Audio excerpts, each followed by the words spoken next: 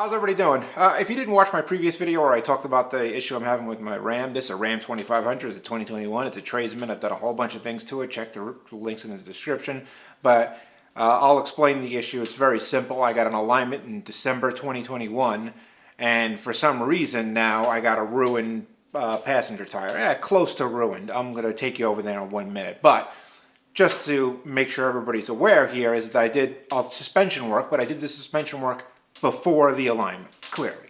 I brought it in to have them mount the tires and rims because that's like the one thing I can't do. I can't put a tire on a rim. Well, I guess I could, but these are basically 35s and they're all-terrains and those things are impossible to put on by hand. But either way, you got to balance them, so you got to bring it in. So I brought it in, they put the tires on the rims, they balanced it, everything's nice, they put it on there, they aligned it. They have a very modern system.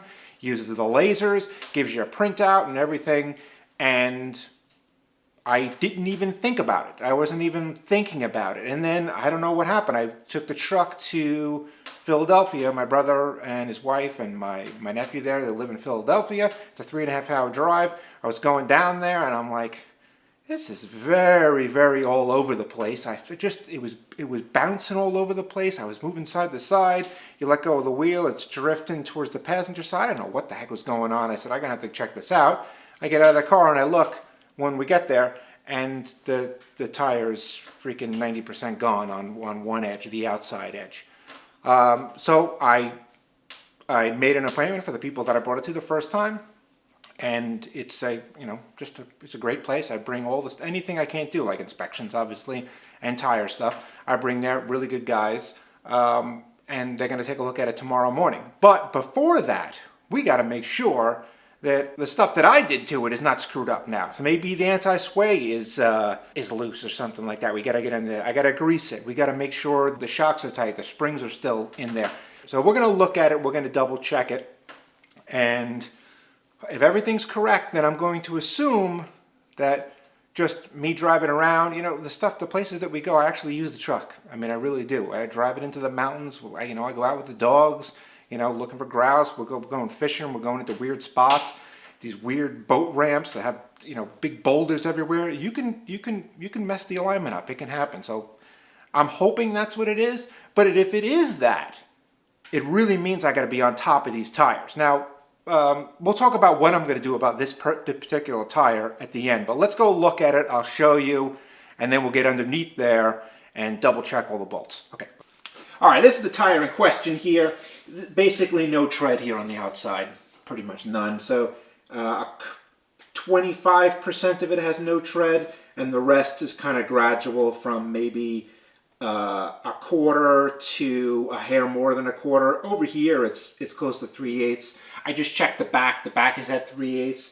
This tire, 295/70R18, this came with 18/32 of tread, so a hair more than a ½ inch. So we have a little bit more than 50% on the backs, and about 14,000 miles. And that's with a lot of weight. It's a lot of weight back there. So, because the truck's running over 8,000 pounds. Probably half that amount of miles, so 7,000 miles, we're running probably 8,300 or something like that. Truck is 69.90, right? 69.90. So, no, I'm sorry, 68.90. 68.90 is the truck. So we're running a lot of weight in the back, and the tires have been great. So no problem on the wear, but this one is clearly screwed up. And what's going to happen now? I could probably, if this thing gets aligned, I could probably run this. And I'll see what they say. Because in reality, once this thing is running flat, I'm going to have 75% of the tire with good tread on it. They might say, oh, no problem. But if not, then we're going to have to swap it for the spare. The spare is a new tire. I got the spare. And I got a spare tire. I don't have a spare. I have a spare rim, but I didn't put it on because I didn't want rocks to kick up and chip it. So I actually have a spare rim just in case I screw one of these up. I got one up there, and I think they're like double the price now that they were when I bought them. So that was a good pickup that I made. At first, I was like, oh man, I screwed up, and now I'm pretty happy about it. These tires are now 329. I did a video the 35-inch tires are a ripoff video. You should check that out if you're interested in tires. But I mean, a lot of the prices that I gave was like pre-pandemic prices, I think, and my point stays the same though. It's cheaper in this particular case. The 18 is way cheaper to get a 295/70 R18 than it is to get a 35-inch tire, and they're the same size. The 35 is a 1/4 inch bigger, I think, than this tire. So check that video out. So let me get you over here, and we'll start yanking on these things, and we'll check these bolts out, and we'll grease some zerks and just make sure everything's all right. So when we bring it in, they can hit the ground running. Now, obviously, I got the wheel turned, so. And then we got.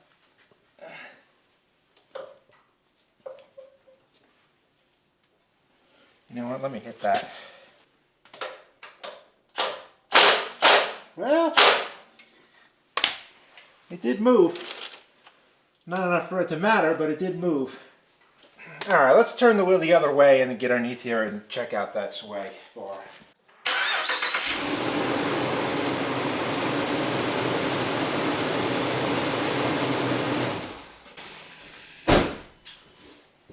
Good way to warm up the shop. Just turn the truck on, right?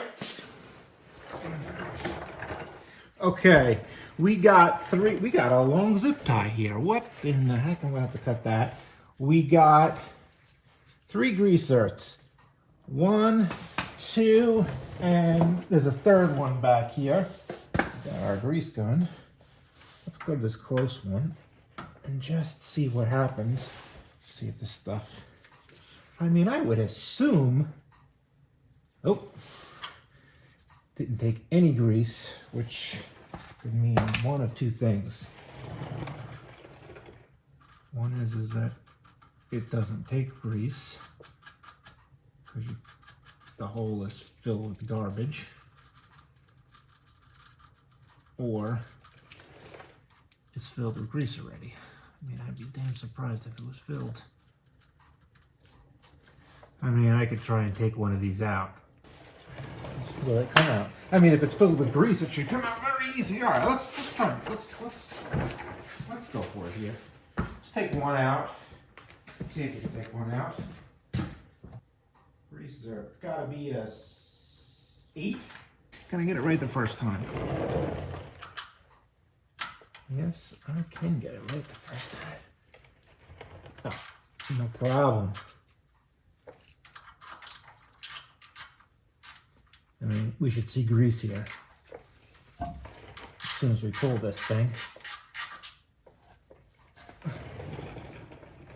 Empty. Okay, so this was good that we took this out. I don't have any spares, unfortunately.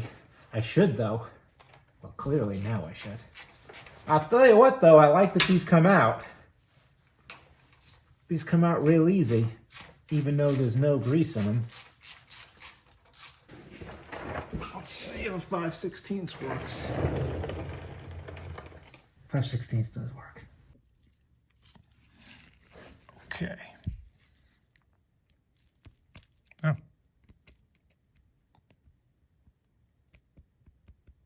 This one's good. Check the back out.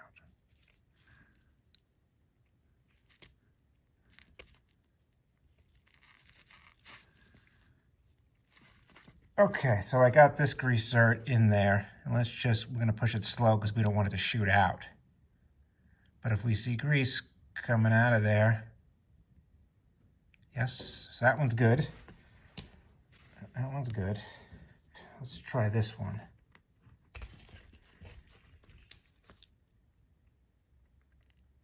Yep, all right. So that's good. And let's take this one.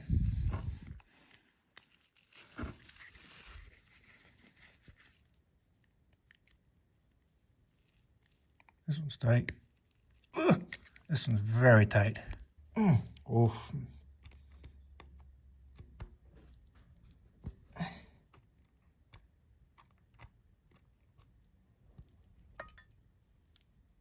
This is no good, this one.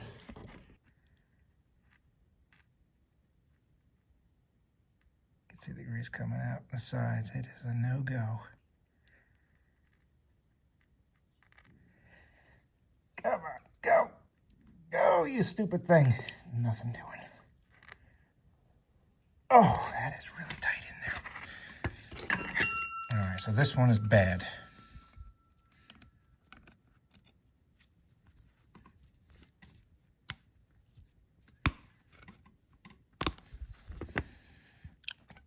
Well, we're going to put this one in the least important spot.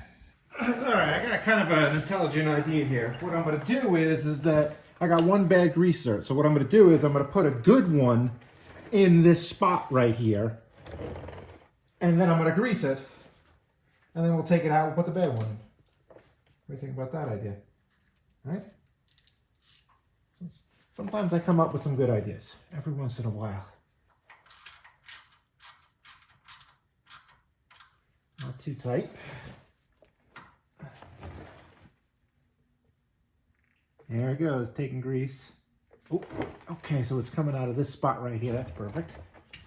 Really only needed 2 pulls, maybe 1.5. Now we shouldn't have an issue where this thing just pours out grease.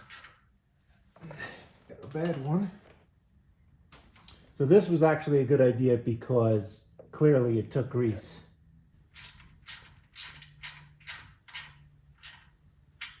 So what I need to do is I need to definitely order a new set, you know, like a new kit where I have a whole bunch of different sizes.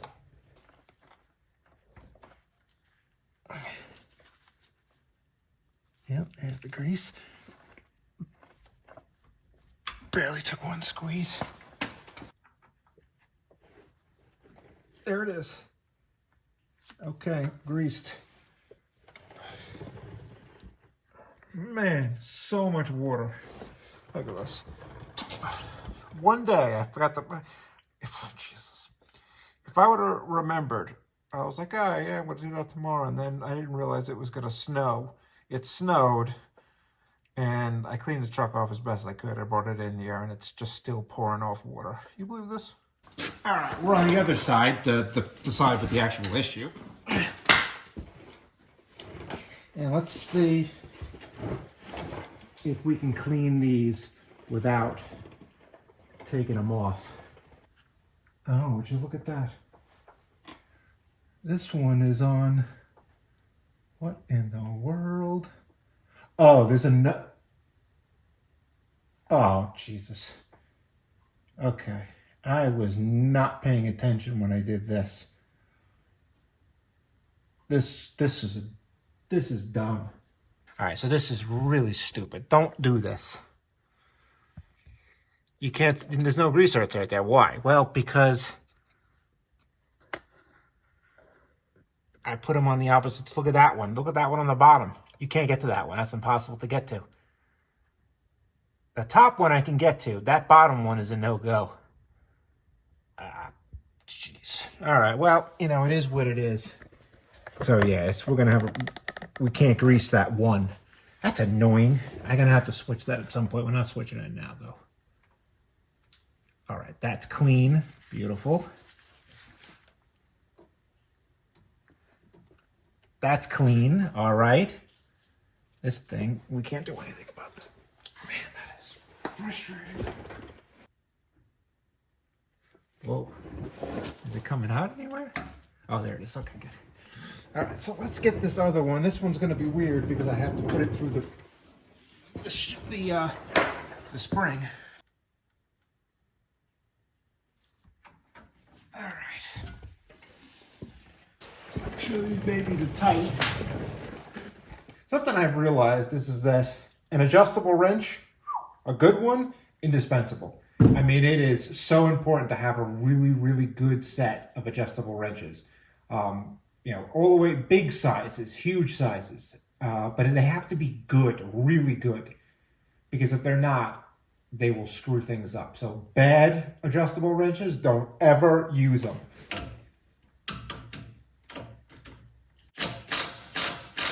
right, that's tight. That is tight. That's tight.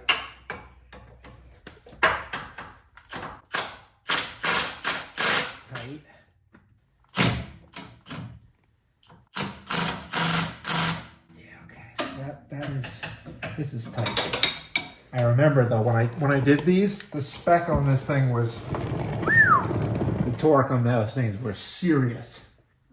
No wonder they're not loose. Torque things to spec usually works out. All right, I think we're set up for tomorrow morning. Let me do like a little mid-video wrap up here, and like what to expect. And I was thinking about something about switching tires that I want to talk about for 1 second too. All right, let me go clean up first, and then I'll switch the camera. All right, we made sure everything was tight. We got one turn out of that bolt on that shock on this side. We can't grease this one zert because I'm an idiot and I flipped that part. I think that part is the same whether it faces this way or that way. I'm not really worried about that. You might be saying, oh geez, that's your problem right there. You flipped that part. That part is the same. And if that was really affecting things, first of all, I'd feel it. Let's say that thing is goes like this and right, and you have it this way or that way, the car will be going all over the place. So that's not the problem for sure. I would like to flip that in the future. Not really worried about it. But we don't see any smoking gun. I don't go down there and I say, oh, there's a bolt missing right here. No. So we should be good for tomorrow morning. Tomorrow morning is the 24th, right? Yeah, the 24th tomorrow. And I think that's what it is. You're getting these real time. I'm posting this video the Saturday after, there's a Sunday afterwards. So bring it in the morning. And the next thing you're going to see in this video is me coming back and explaining what they said. And I don't know if I mentioned this, but I thought about taking that spare tire out and putting that in this spot. That's a bad move. Because then I'm at 100% tread and 50% tread. That's stupid. I'm just going to run these, unless they say, oh, you can't do that. But I'm pretty sure they'll say you're fine. I'm going to run these until it's over. Then I'll buy a new one, right? And I'll change one of these to the spare, like basically one that's garbage. I'll change that to a spare. I'll take the two new brand ones. I'll get one brand new one, and then I'll use the spare, and I'll put those on the rear, and I'll move the rear up to right. It makes complete sense. So then I save $100 because it would have cost $100 to flip those tires. So that's it. That's it. So all right, next thing you're going to see is me coming back from the alignment. All right, let's go. All right, we're back at the shop. Something interesting happened. I dropped it off in the morning. And in the afternoon, they called me and said they wanted to make a change to the truck that we didn't talk about. And that is they wanted to take the front tires and put them in the back and the back tires in the front. And I was like, sure, go ahead, but why? And they said, this makes complete sense, is that even if they align it, because that tire is so worn out, right, on the outside, it could want to pull the truck to the right because of just the shape of the tire, even if it's aligned. And I was like, that's smart, and that makes complete sense. So they moved them to the back, and now I got my rear tires in the front. And one thing about that too is that I was going to do that anyway, right? When I got a new tire and I took the spare tire, I was going to have two new tires. I was going to put those in the rear, and I was going to put the rear ones in the front. So in reality, at some point in time, I was going to do that anyway. So it really didn't cost me anything in the long run, really. And so I drove it home. It's only a 15-minute drive, but clearly there is no pulling to the right. They test drove it before. They're not going to give it back to me if it's pulling to the right. No pulling to the right.